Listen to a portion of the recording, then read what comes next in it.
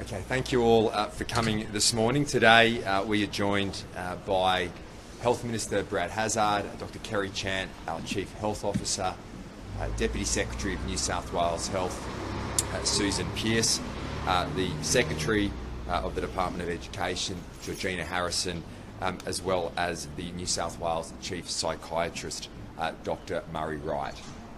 Can I begin by thanking our health workers right across our state who are doing an inspirational and amazing job during these challenging times, as they have been over the last 2 years, in keeping people safe in our health system, whether it's our doctors, our nurses, cleaners in our hospitals, our paramedics. Everyone has been working incredibly hard day and night in keeping people safe. And on behalf of everybody across our state, can I thank you once again for everything that you are doing, not just over the last 2 years, but obviously particularly during the Omicron outbreak. In addition to that, can I thank our teachers who this week are getting ready for another year of school. It's been obviously a disruptive year in our education system in New South Wales and around the country over the last 2 years, but they're doing an amazing job as well as we prepare with the school plan that we've put together, which Georgina Harrisson will once again speak to today. And I want to thank our parents for their patience. For the last year or two, many parents have had to homeschool, and we know that as we go through this next period of time and getting kids back in the classroom on day one, term one, that there will be disruption. There will be issues that come through as we move through this period of time. But from a New South Wales government perspective, we have put together incredibly strong plans. We have resourced those plans. We've invested significantly to ensure that we can have kids back in the classroom on day one, term one, in a safe way. In a safe way for parents, for students, and for teachers. And I know that there are many parents across our state who are anxious. And that's only natural in circumstances where we've had a disrupted schooling over the last 2 years, but there will be less disruption under the plans we have in place. We have ensured through the rapid antigen tests that we've procured and have been sending out to schools right across New South Wales, from Balmain to Bourke, right across our state. We've ensured that those tests are available to keep our schools open, to keep our schools safe, but particularly to instil confidence in our parents.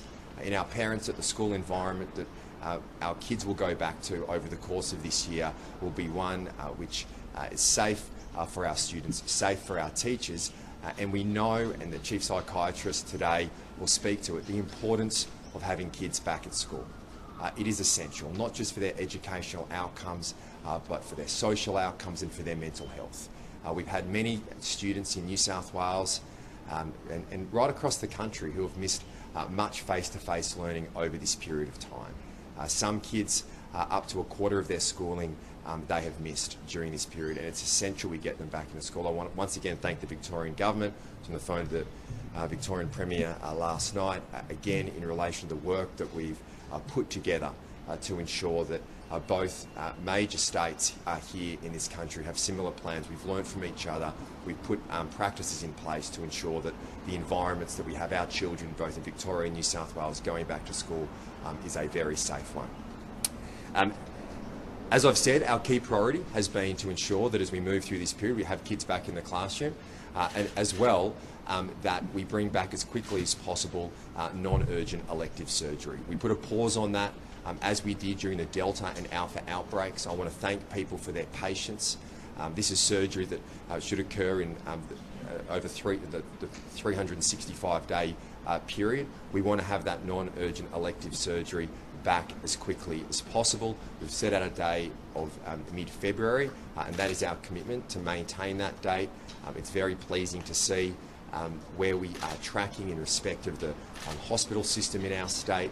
In New South Wales, every Friday, as you'd be aware, we provide that tracking about where we're sitting in relation to those scenarios, and we are currently tracking better than our best case scenario here, and that's because of the significant investment that we've made in instilling capacity here in the New South Wales hospital system. But as we move through, we want to maintain that cautious approach as we continue to get our booster program moving. So the restrictions that we have put in place last year, we will be rolling over for another month. This is a cautious approach, a safe and measured approach as we move through this next phase, and also ensures that we continue to instill confidence, particularly in our parents, and sending kids back to school. And as mobility increases, as Dr. Chant has said, we will expect cases to rise. So this is a measured approach, proportionate approach to the situation that we are in here in New South Wales. So as you'd be aware, those those restrictions that will be rolling over for this period include density limits of 2 square metres, wearing face masks indoors, no singing and dancing in hospitality venues. These measures are proportionate, but particularly taking a cautious approach as we move through and really focus on getting kids back in the classroom on the first day of school this year in a safe way, and as well making sure that we get that non-urgent elective surgery back. The other recommendations we continue to make, and I want to thank people right across New South Wales for the efforts they're doing. If we can gather outdoors, please do so. The social distancing, which we've been promoting, everyone is making an enormous effort, and that is very clear based on where we sit today and the results that we're seeing right across the state. There is a lot of evidence that shows that we should all be reassured across our state and across the country about where we sit, and it's very pleasing, that position. But the one thing I'd continue to ask today is we continue to focus on boosters. Booster shots are key. We've had about 40% of people across New South Wales who are eligible for that third dose booster shot have gone out and received it, but we need to continue that effort as we move through this next phase. Obviously, as you know, those booster shots are available in our 40 hubs across the state, supporting the GP and pharmacies, but we really need to get that booster shot rate higher. And we've seen the efforts that people have made. As the Health Minister says, when we're in those meetings many months ago, we never believed in this state that we would get to a position where we'd have a 95% vaccination rate, but boosters are still key. Now, we know that obviously when there's concern and questions being asked, and Dr. Chant will speak to this, in relation to those people who have had COVID, when they're eligible and when they can go out and get that next booster shot. Today we'll be saying it's very clear that that date is 4 to 6 weeks. So within 4 to 6 weeks of you recovering from COVID, you can go out and get that booster shot. We have capacity in our hubs, our 40 hubs, to be doing 250,000 booster shots per week. We still have capacity in that system. We're having many GPs now having extra capacity as well, and obviously pharmacists. So I know many people have been on the summer break, but if you can come back, start the year well, please make that booking. There's plenty of bookings available across our state, in our hubs, through our GP network and pharmacists. If we can do that, that's the best thing that our state, our people can do, as we have done in the past. And that's why when you look at all the evidence, when you look at figures where Australia sits compared to the rest of the world in terms of hospitalisation, ICU and death rates, we've been incredibly successful here in our state because of the efforts and sacrifices that people have made day in, day out. But vaccination has been key in putting downward pressure on the hospital system and putting downward pressure on ICU admissions. So key message today is if we can continue to make that effort, it will ensure that we maintain the success that we've had over the last 2 years. I want to thank everybody for the efforts and sacrifices they have made during this period of time. It ensures that New South Wales continues to stand strong. It ensures that we can get back to normality as quickly as possible, that we can get kids back in the classroom on day one, that we can bring back that non-urgent elective surgery. And can I thank everybody as well for the unity they're showing right across our state, continuing to treat people with kindness and respect. These are enduring values, particularly as we come into Australia Day tomorrow and celebrate everything that makes our country great. I think in what's been a very challenging 2 years, tomorrow is an important day to celebrate those values that we've seen our people display over the last 2 years, and particularly during this period of time. I'm now going to have Dr. Chant provide today's public health update. Minister Hazzard will reiterate those messages in relation to vaccination and boosters. We really need, as I said, to continue that effort across the state. Susan Pearce will then give an update in relation to non-urgent elective surgery, as well as the hospital system here in New South Wales. Georgina Harrisson will then provide further updates in relation to the progress of the back-to-school plans, which I've said has been a military operation here in our state and is going incredibly well. And I want to thank once again, all the people in the Department of Education who volunteered their time to get those rapid antigen tests out. It's been a phenomenal effort from everyone who's involved. So Georgina will speak to that, and then the Chief Psychiatrist, Dr. Murray Wright, will speak to the importance of kids getting back to school.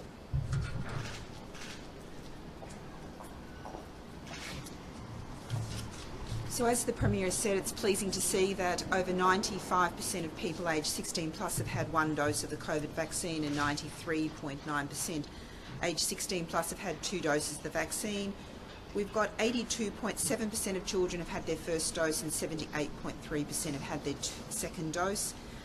Please, we really encourage parents of those children aged 12 to 15. It's sort of been stubbornly sticking around that level, so please take the opportunity this week before school commences to have your children vaccinated. We've got 28.7% of children aged 5 to 11 years having had their first dose, and our booster rollout continues with close to 40% of the eligible population having received a booster dose. We currently have 2,943 people in hospital, including 183 people in ICU, of whom 72 are ventilated. Of the 18,512 positive tests returned, that includes 9,090 positive rapid antigen tests and 9,422 positive PCR tests. We've got 9,422 positive PCR results from 57,516 PCR tests. So thank you to the community for both embracing that PCR testing and the rapid antigen testing.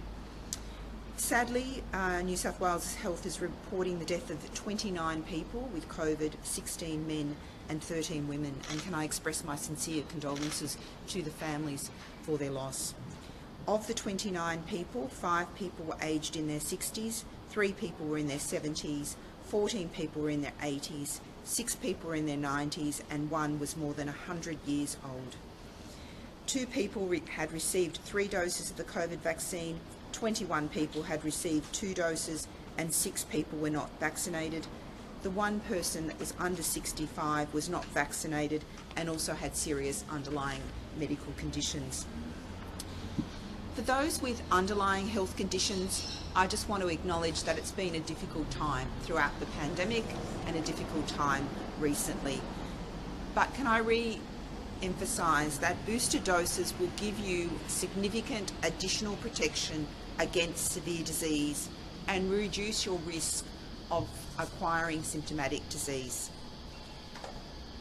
During 2022, it will be important that we balance our focus on COVID with the focuses on other chronic diseases to support your overall health and well-being. So can I encourage you at this time to take the opportunity to exercise outdoors, catch up with your friends in outdoor settings. It is also important that we have a responsibility to help those most vulnerable, and that will be the elderly and those with underlying chronic diseases. So we have a part to play, and by getting boosted, we in turn protect those we love around us, and also continue to do those COVID-safe practices, which is make sure you're not out and about when you've got symptoms, keep those indoor masks, and choose the best environment to spend time with your vulnerable and those with underlying health conditions. We also just wanted to address some of the concerns that we've picked up from either social media or through speaking to various groups, and just probably a couple of the issues. There's been some comments that side effects are incredibly severe with the third booster dose, and that might be putting some people off. Can I just tell you that the side effects are short-lived, but the protection it affords is incredibly important. So please do not be put off. And the data, actually, the Ausvax safety data, which is the national safety monitoring data, shows that in fact there's a similar profile of side effects such as those local reactions, that bit of that sore arm, with the booster dose as with dose 2 of the mRNA vaccines. So, and actually less people report needing to take sick days or miss work or stop their normal activities after the booster dose. So I just want to acknowledge some people will have sore arm, they might have a bit of a fever, they might feel a bit tired for a day or so, but it's very short-lived, and it's incredibly important, that additional protection afforded by the booster. Also, just to reiterate, we've had a lot of questions about when people should get vaccinated. And I think I've said in repeated press conferences that, the general guide would be make sure you're well recovered from your COVID infection before you get the booster, generally 4 to 6 weeks. But please, if you've got any concerns, talk to your doctor about the interval that's right for you, if you've got any lingering fatigue.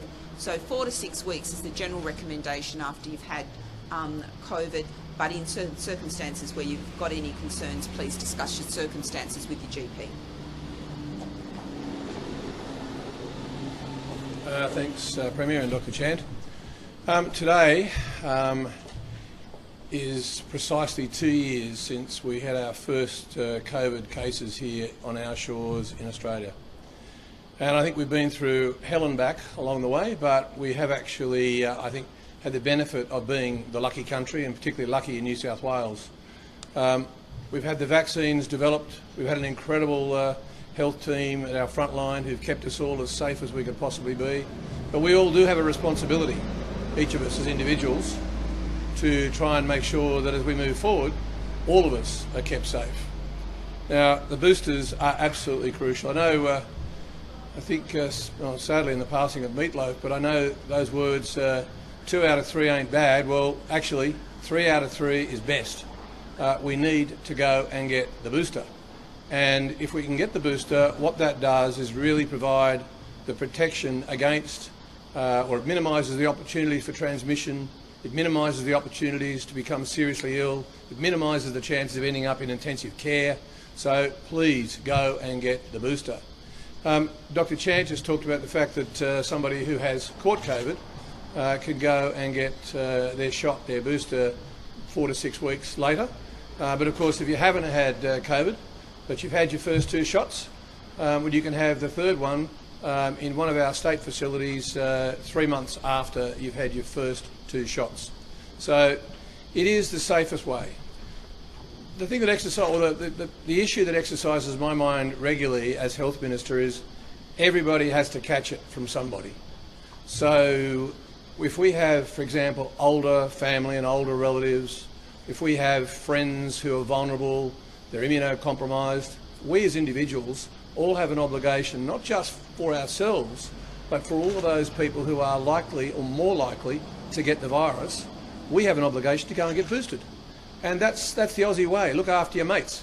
Go and get boosted and look after those people who might otherwise catch it from you. You might think, oh, well, I can't be bothered. I'm worried about having a sore arm, or I might have a day in bed, or I might be lying on the couch. Well, actually, it's Australia Day coming up tomorrow, and it's time to behave like the mates we all are. Go and get boosted. It will make a huge difference to how we manage this virus going forward. Thank you.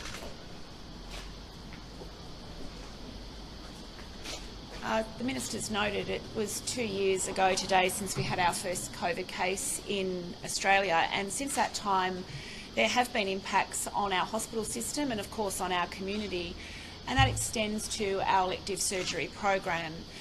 There's a report out today from the Australian Institute of Health and Welfare with regard to surgical performance across the country. New South Wales has continued to perform well. But that doesn't mean that there is not an impact on the people who've been on the receiving end of those surgical suspensions as we've worked through this period. As we said a number of weeks ago now, it is our absolute intention to resume elective surgery as soon as we possibly can. and we need to do that in a safe way, both for our patients and also for our hospital system. So we're looking at that very carefully this week. We will be working with our private hospital colleagues in respect of the resumption of non-urgent elective surgery. As we said, we were aiming for mid-February. We continue to aim for that date.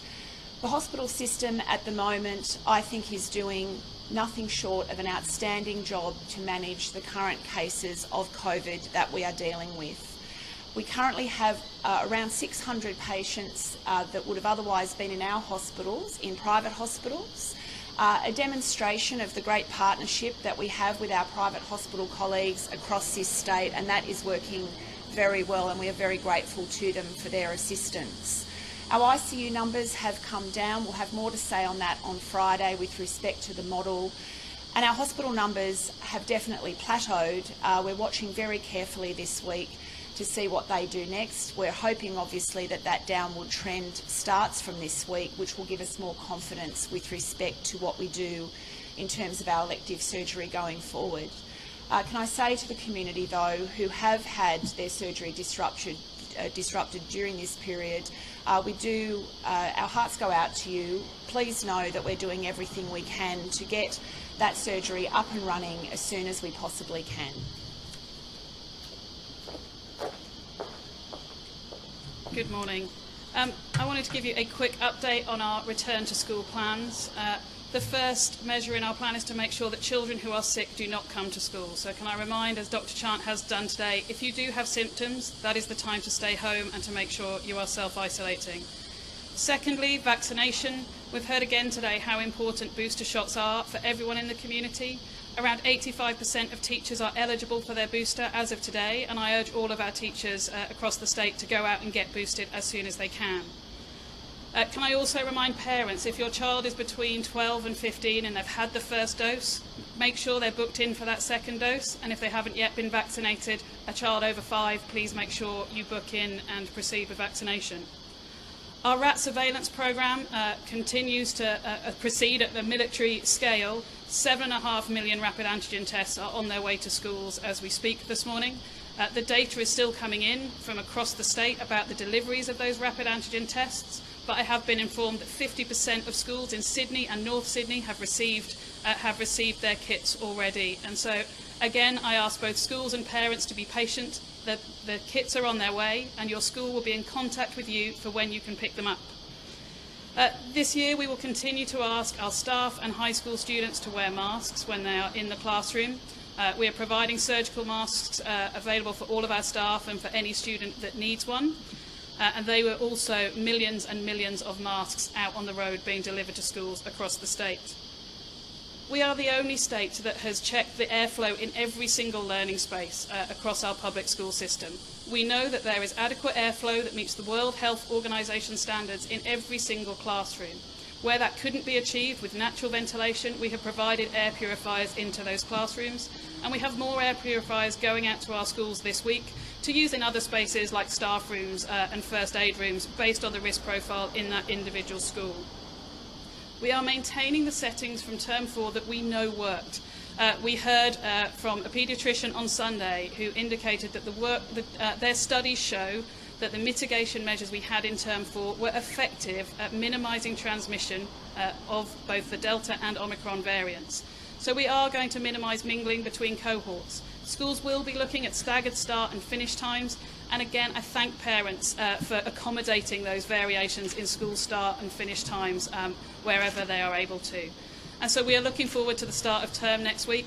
I spent an hour or so talking to all of the principals across the public school system. I know that they are working hard to make sure that the start of school for our students feels as normal as it ever has done and that goes incredibly seamlessly. Our aim is to make sure it looks effortless to our parents because of all the effort that we're putting in behind the scenes. Thank you.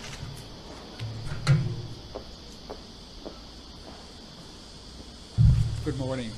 I'm the Chief Psychiatrist, and I'm pleased to be back here this morning to talk about some of the mental health impacts of the COVID pandemic.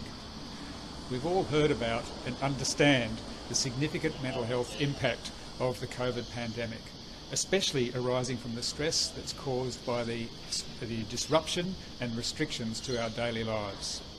Each new wave of the pandemic has brought its own challenges and fears and dangers.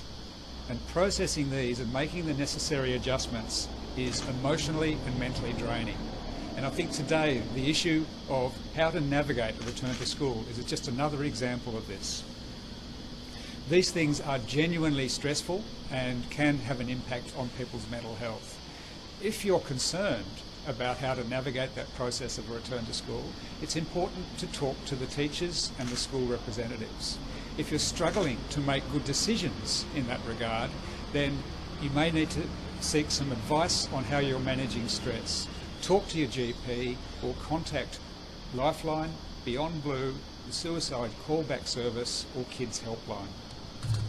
To those of you who are in isolation, whether you're COVID positive or a household contact, monitoring and responding to your mental health is every bit as important as monitoring your physical health. Everyone in New South Wales who registers a positive test with the Service New South Wales app receives the link to the New South Wales Health Information Sheet, which includes information about some mental health resources, including the Sonder Mental Health and Wellbeing app. I want high rates of help seeking to continue.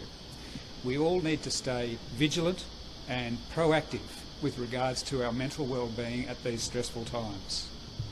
Since the start of the Omicron wave, we have seen some concerning signals that some people with serious mental health issues might be avoiding seeking acute care or attending our emergency departments. We saw this at the very beginning of the pandemic 2 years ago, and I understand why some people might feel that they're helping the system by staying away and delaying their access to care, but it's not true. Delaying or avoiding access to care for someone who needs mental health can derail the recovery process. If you are living with a mental illness, our services, as always, remain open to you, whether you have COVID or not. It's really important that if you need support or advice, that you do not delay accessing that care.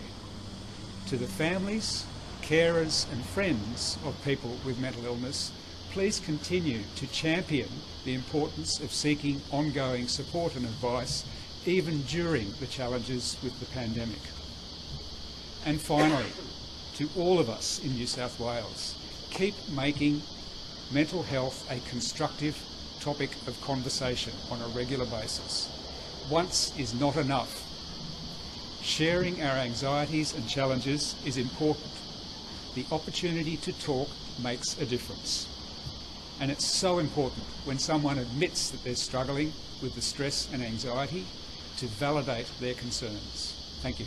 Dr. Wright, while you're there, can I just ask you, I'm trying to think of another time when Australia would have been through something as challenging in terms of its mental health as this. I'm going back to 9/11, perhaps. What sort of equivalence would our community have had to this last couple of years? Yeah. Well, I think in terms of the duration, there isn't really an equivalence. But we have substantial lessons that we've learnt over the decades in relation to how facing disasters such as bushfires, floods, earthquakes and other natural disasters impacts the mental well-being and mental health of individuals and communities. And in Australia we have learnt a lot, and we've put in place a number of strategies and resources to respond, and those have been very much in play over the last 2 years. We will certainly learn more as time evolves, but we do actually have good evidence from past experience of dealing with disasters. Have you ever been as bad as this? Look, I actually feel that the response of the community and the mental health service system in New South Wales is something that I'm proud of.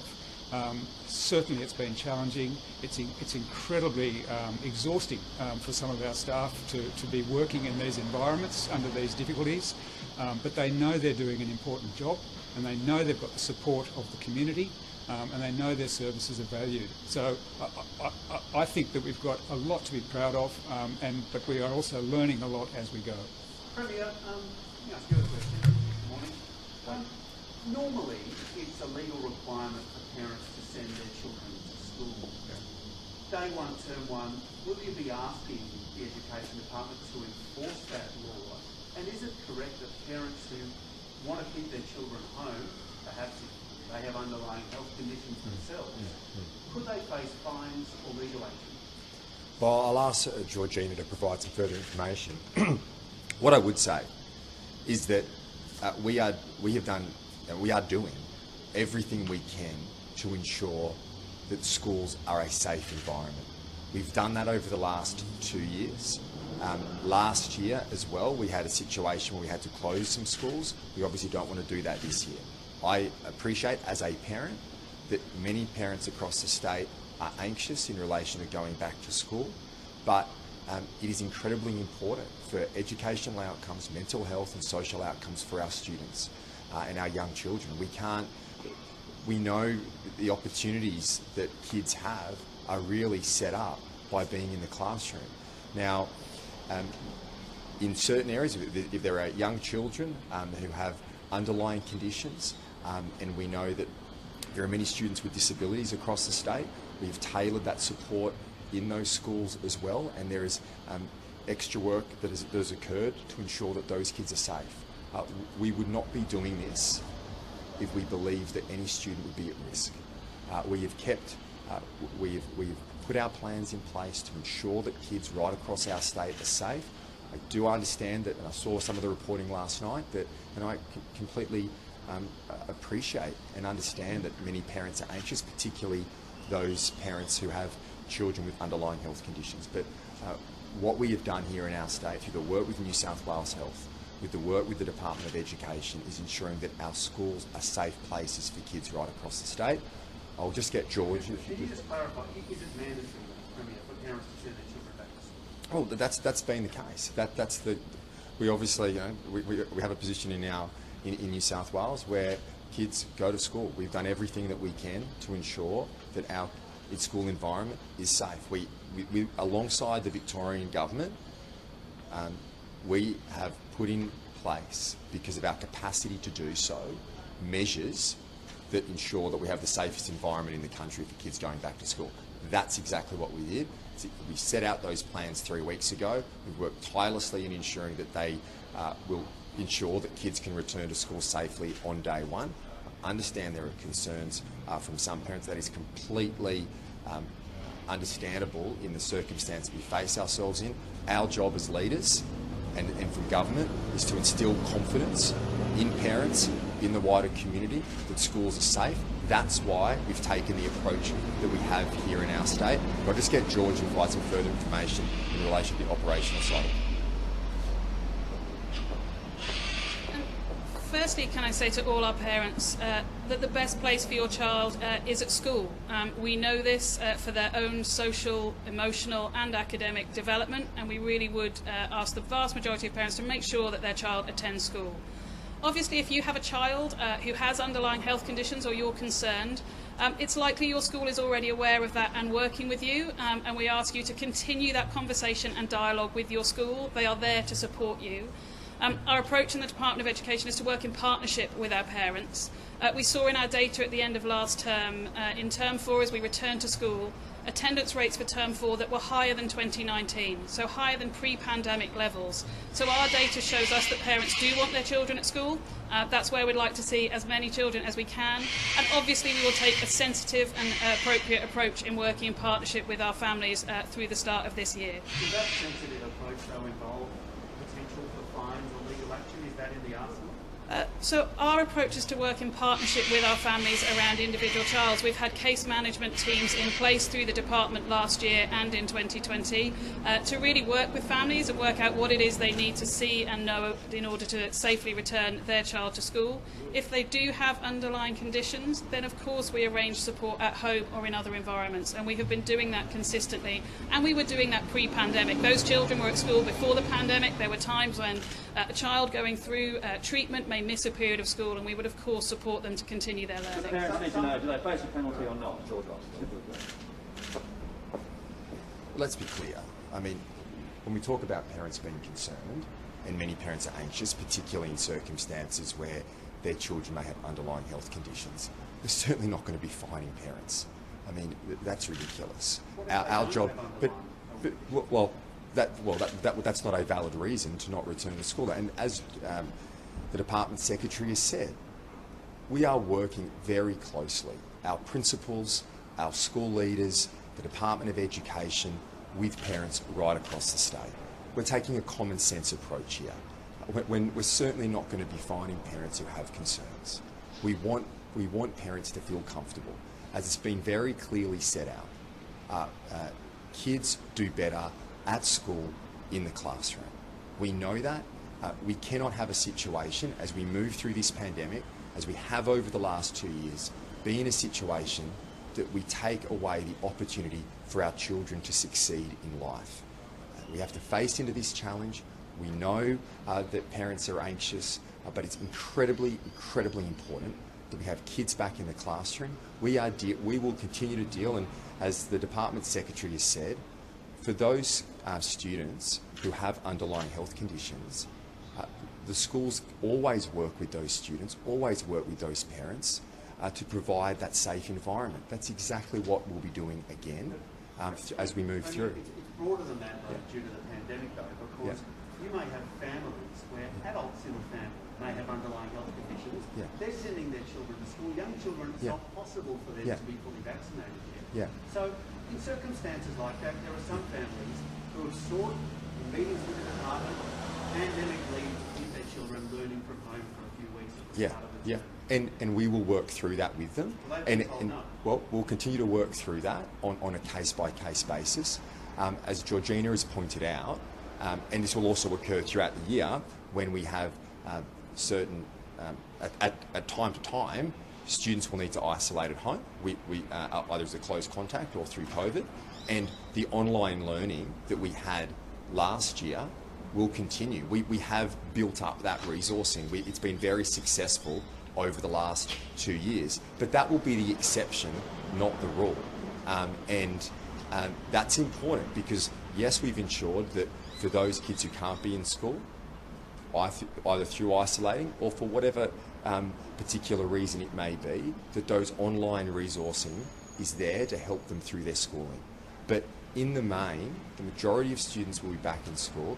If there is a student with an underlying condition, if there's a parent with an underlying condition, we'll continue to work with you. This is all about coming together, working well together to ensure our kids get the best educational outcome and the best start to life. That's what the government is focused on. That's what we'll do, and we'll work sensitively with those issues as they arise. There is no doubt people are anxious. There is no doubt that there is concern as we go back to school, but we have to work hard to ensure that our kids are in the classroom in a safe environment, and we have worked tirelessly here with our government to ensure that we've created safe environments for teachers, parents and students. Except if there are issues from time to time, we will deal with them on a case-by-case basis. We're not going to be fining people for not sending their kids to school in circumstances where they have an underlying health condition or their parents may as well. And so I'll work through that with the Department of Education. This is all about building confidence, bringing people together and getting kids back in the classroom in a safe way. Why did you decide to, why did you think it was necessary to continue the restrictions for another month? We've always said that throughout the start of this pandemic, in fact over the last 2 years, it will always tailor the restrictions and the response and the measures to the circumstance we find ourselves in. And we've made some of those changes that were due to expire on the 27th of January. In circumstances, particularly I think where our number one focus is to get kids back in the classroom, we would expect cases to increase as we move through this period of time. I think it's reassuring, very reassuring where we sit with the capacity in the health system at the moment, but this is a cautious and measured approach as we move through this next phase. As Susan Pearce has spoken about, we did set out that plan to have non-urgent elective surgery back in the middle of February. We want to stick to that plan, and it comes down to priorities as well. So our priorities are kids back at school in a safe way, ensuring that we're able to deliver on bringing back that non-urgent elective surgery. Those measures are incredibly important for the state. They're incredibly important for kids and for people across New South Wales. And as we move through the next phase, we'll tailor those measures again. So where we need to make changes, we will. What we do want to do, though, is provide as much certainty as possible. We want to make as little change as we can as we move through. I think over the last 2 years, there's been times we've had to make changes, sometimes almost on a weekly basis over the last 2 years. We've tried to set out to provide as much certainty as possible. We've considered that the settings that are in place now are proportionate, measured, and cautious for the situation we're in. We are very pleased with what we're seeing in the hospital system. We're also seeing as well the furloughed workforce of our health workers coming back to work, and that number is declining as well. So there are very reassuring signs, but this is a proportionate and cautious response as we move through this next phase. So is the aim really to slow the spread? So the aim is still to drive cases down? Is this why you? Well, we would expect cases to increase as kids go back to school, as mobility increases across the state. And whilst it's pleasing in the health system at the moment in terms of our capacity, which we've invested strongly in, this is the right approach for the circumstance we're in.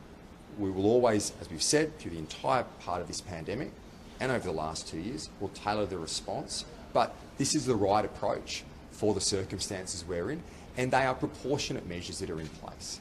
They're incredibly proportionate. When you look at singing and dancing, and I know that will affect some businesses, and you know, it's a pain for particularly many young people, but it's a small sacrifice as we move through the next month to ensure we don't have those mass spreading events. 2 square metres as well in hospitality is a small impediment, but ultimately it's also about instilling confidence.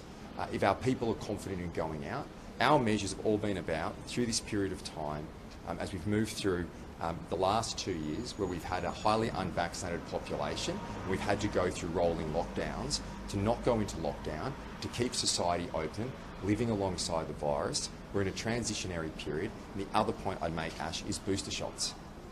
Booster shots. It's very, very clear. It's very, very clear on the evidence that boosters ensure that when you do contract COVID-19, that your symptoms are less severe.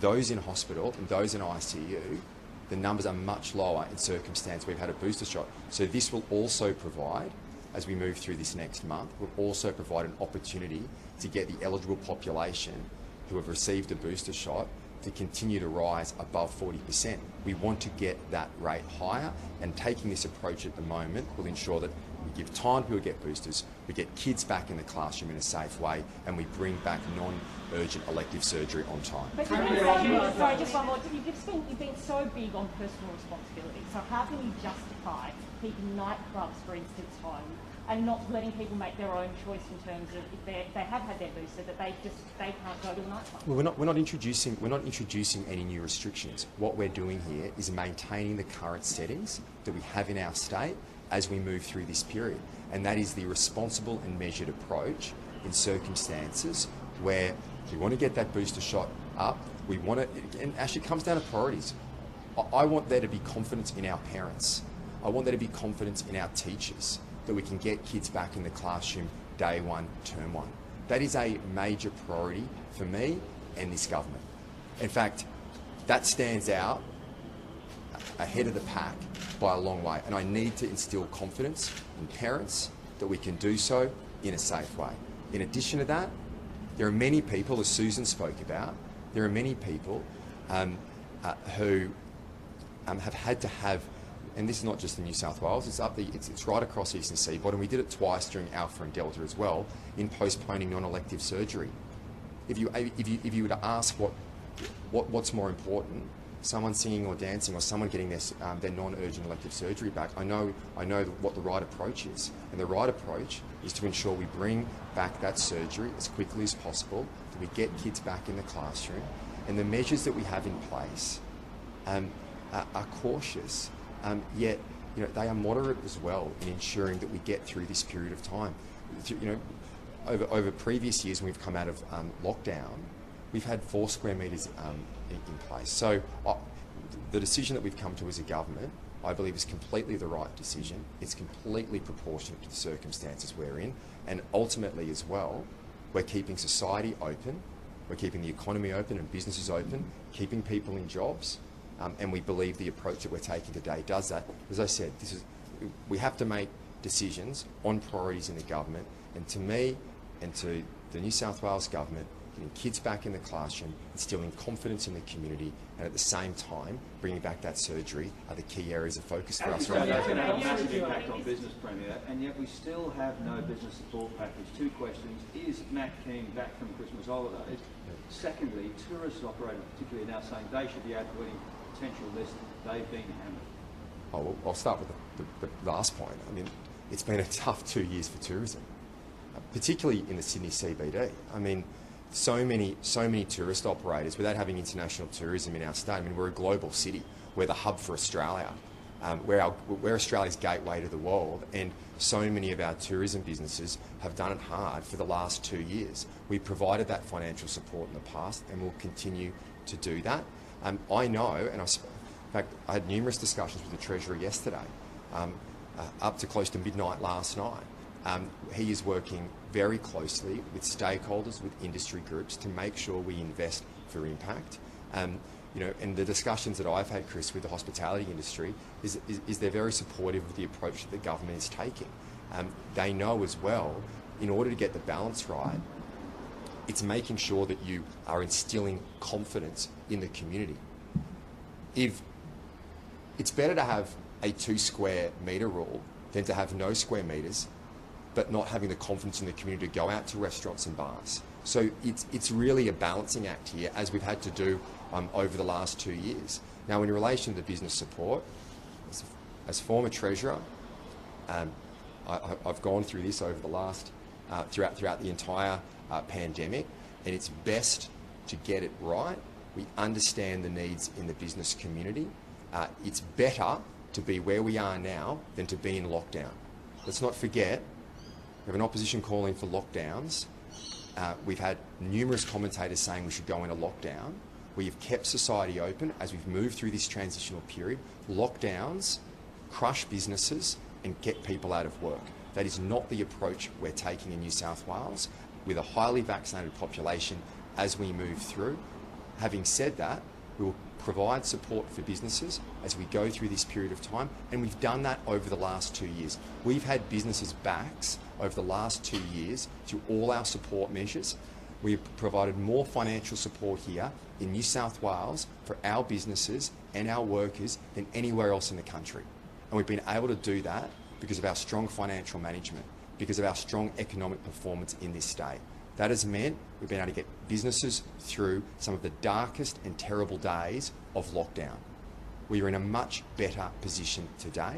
There's no doubt, whether it's tourism businesses, other businesses that have struggled over this period of time, we're completely across that. We're working very, very closely. The Treasurer is working very closely with those industry groups to ensure that the financial support we provide will help get them through, just like we've done last year. And I want to make this point as well, because I know when being through this for 2 years as Treasurer, previously as Treasurer, there is always concern at this time, and I appreciate that. I appreciate business owners, small businesses particularly, who are struggling. But we've had your back over the last 2 years and will help get you through. At the start of Omicron, we had a 4% unemployment rate in this country. 4.2 in the country, 4% in New South Wales. That is incredibly encouraging. We were facing last year, and we talk about lockdowns, people calling for there are people across this state and across this country who 2 months ago and a month ago were calling for lockdowns. Lockdowns cause immense pain on businesses and families right across the state. And I know this as a former Treasurer, because we have people who can sit in certain jobs protected from the impacts of lockdowns. There are people who live day to day right across our state, and shutting businesses down and closing businesses results in people losing their jobs and not being able to provide for their families. And that's what we saw. That's what we saw last year. when we had over close to 300,000 people lose their job in New South Wales. The decisions that governments make have substantial impacts on people's lives, and we do not take those decisions lightly. We'll always be there to provide that support.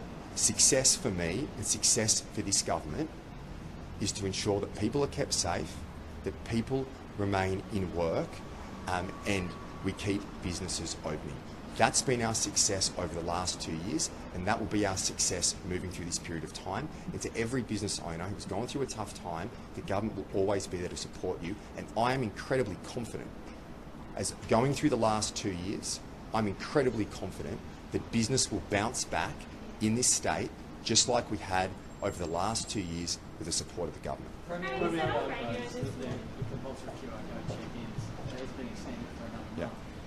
What's the evidence that they are still effective, considering that you go to the supermarket, you get a message and it tells you that you may have been in contact with someone who's monitored for symptoms? Literally every single person in New South Wales right now is monitoring for symptoms. How effective is it still that we are checking in? Confidence. It's effective on confidence. We're not tracking and tracing. We made that very clear. If there's a high-risk venue, then that the health team in those circumstances may track and trace. But in the main, we are not. But it's about confidence. The reality is people feel confident checking in. And our job as government is to instill confidence in our people in the circumstances where we have a highly vaccinated population to go out, to enjoy the best that New South Wales has to offer in a way where you keep yourself, your friends and your family safe. And people are doing that right across New South Wales. So checking in, and I can tell you we had a robust discussion and debate on this exact point, because Kenny, the arguments you make in your question make complete sense. But on reflection and debate, we all came to the conclusion yesterday that the best thing we can continue to do in this state is instill confidence in our people. And the reality is, for a lot of people across New South Wales, they feel confident checking in. And if that provides the confidence to people to go out, to visit retail, to go out to the pub, to go out to the restaurant, then we'll keep them in during this period of time. And that's been key. Going through the last 2 years, confidence is key to the state bouncing back. That's what occurred over a 2-year period of time. That's what we're going to see again. And there were dark days over the last 2 years when we were in lockdown, and for some people and for some businesses it felt like we would never get out of it. But we did get out of it.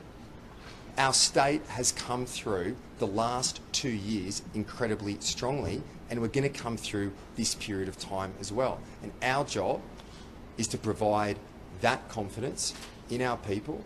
And to Ashley's question in relation to some of these restrictions, I believe the maintenance of these measures we have in place for the next month will actually drive economic activity, not impede it. Because by instilling confidence that the measures you have in place will have people go out to bars, have people go out to restaurants and cafes and to retail by checking in, then that's a great thing. And I even can sense now, just in the Sydney CBD, over the last few days, confidence is returning, and that's incredibly positive as we move through. Mark Latham has claimed that a member of your cabinet was leaking against you. Do you have 100% trust in your cabinet that they're not leaking? Yeah, absolutely I do. I mean, I've always found it strange that there's a sense that people in public life shouldn't have different opinions. I enjoy, and the time that I've been Premier and Treasurer and Finance Minister, the robust discussions we have each and every day in Cabinet committees in the party room, whether that's in Cabinet, Expenditure Review Committee, Infrastructure Committees. They bring out the best and ensure you get the best public policy outcomes for the people of our state. You don't want a situation where you've just got a bland group of people sitting around a table without opinions. What you want in a good cabinet discussions and debate, what drives better public policy for the people of our state, is is robust discussions, fresh ideas and different perspectives. That's what we have in our cabinet. And from time to time, opinions get put out in the media. That's fine. What I can say is that every single person in our government is focused on one thing, and that's getting our people through this difficult period of time, just like we've done over the last 2 years. I've stayed in cabinet meetings for 8 years and disagree. Almost every cabinet meeting I'm in, I'll probably disagree with people. I've disagreed with responses throughout the last 2 years at periods of time. Doesn't mean I'm right. Ultimately, getting a lot of good people together, critically thinking about issues, having different opinions is a really good thing. It shouldn't be seen as a bad thing. It should be seen as a great thing. And we've got very smart people, very good people in the New South Wales government, in our cabinet, that have robust debates from time to time. And I'm very proud to lead a team who have those discussions, end up landing on a position and moving through. And ultimately in a pandemic, it's always criticism of government decisions. It's criticisms of governments overseas. There's criticisms of the federal government here, or of state governments around the country. But ultimately, whether it's a Labor government or a Liberal government, everyone is focused on one thing, and that is getting our people through this. And if we take a step back, as I've often said, and focus a bit more on unity rather than division, and focus on the fact that from an Australian perspective, compared to anywhere else in the world, our response as a country, whilst it differed from time to time across states and to some degree still in relation to Western Australia, ultimately, from a health perspective and an economic perspective and a social cohesion perspective, Australia has done incredibly well. And I think as we come in and celebrate Australia Day tomorrow, an important day for our nation, where we reflect on the values that make our country great, we should be incredibly proud of what we've achieved over the last 2 years and have complete confidence that that spirit and those values working together will get us through this next period. Last one. What's your final push on radio this morning? Are you saying that this could likely be our last set of restrictions in New South Wales? But before we move towards what the WHO has very promised and never said overnight, is end game? Well, one thing I've learned in this pandemic is you just don't know what's coming next. And our job as a government is to continue to prepare for the future. We've done that at the outset in relation to our investments in the health system here in our state. $4 billion when I was Treasurer and Brad was Health Minister at the start, and we invested heavily, mightily in our health system to prepare it going forward. Our vaccination rate and booster program continues to roll out. But I have said from the outset, and this government has always taken the approach, that we will tailor our measures to the circumstances we find ourselves in. So we believe today's decision is a safe and cautious approach to the situation we find ourselves in, but we will obviously continue to adjust as we move through. But I'm very confident. I mean, look, what's come through the World Health Organization is pleasing. It's reassuring, and it should provide reassurance to our people, because it's common during the pandemic over the last 2 years that in the main it's very easier in media reporting to focus on the negative, to not focus on the positive. So there are very pleasing signs. That doesn't mean it's time to rest on our laurels. That's why we've made the decision we've put in place today. But if you go through the last 2 years and you look globally around, for example, take death rates in other countries much higher than ours, and then you go through this next period of time, what has clearly protected the people of New South Wales and the people of Australia has been that high vaccination rate. And if we can keep that effort going as we move through, I'm incredibly confident that we'll continue to remain strong, both on a health position and an economic position. But we should always remain cautious. As we move through this next part of the pandemic, because we just don't know. We don't know. No one foresaw Omicron coming on. No one foresaw Delta coming on. So what we need to do as a government is continue to prepare for what may come next, plan for the future, and ensure that we keep people safe, we keep society open, and by doing that, we'll come out stronger, just like we have over the last 2 years. Minister, obviously you've had COVID. The Victorian advice is you can get a booster shot immediately after your 7 days of isolating if you feel well. We'll ask Dr. Chant to speak. I think the key thing is that doctors will go to the ATAGI advice, and ATAGI reduce the interval to 4 months in terms of the likelihood of reinfection.